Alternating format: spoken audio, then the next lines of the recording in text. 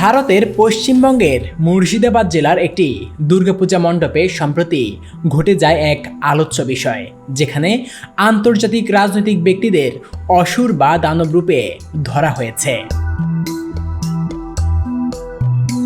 দুর্গাপূজাকে সাধারণত ভালো ও মন্দের লড়াই হিসেবে দেখা হয়, যেখানে দেবী দুর্গা মন্দ শক্তিকে পরাজিত করেন। কিন্তু এই সংস্কারকে কিছু পান্ডাল এবার নতুন দৃষ্টিতে উপস্থাপন করেছেন রাজনৈতিক মন্তব্য সহ।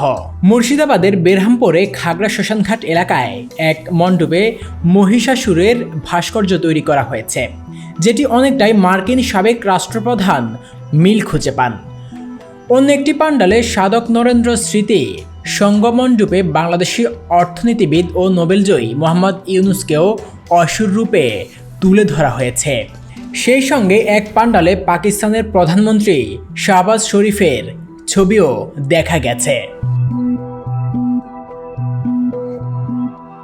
পান্ডাল আয়োজকরা বলছেন, এই থিম দহন দুষ্ট শক্তির অবসানকে প্রতীকীকরণের উদ্দেশ্যে নেওয়া হয়েছে।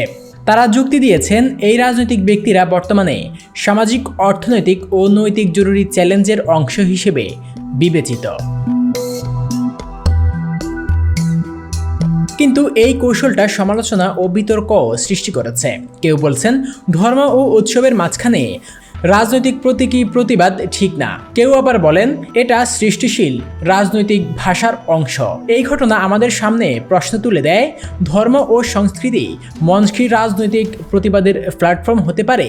ধর্মীয় পরিমণ্ডলে রাজনৈতিক প্রতীকবাদের সীমা আজ কোথায়? বিজ্ঞান ও শিল্পী উভয়ই সংস্কৃতি সাজে সমহিমায় কথা বলে, কিন্তু কখনো কখনো সেই ভাষায় হলে বিতর্কের কেন্দ্রবিন্দু।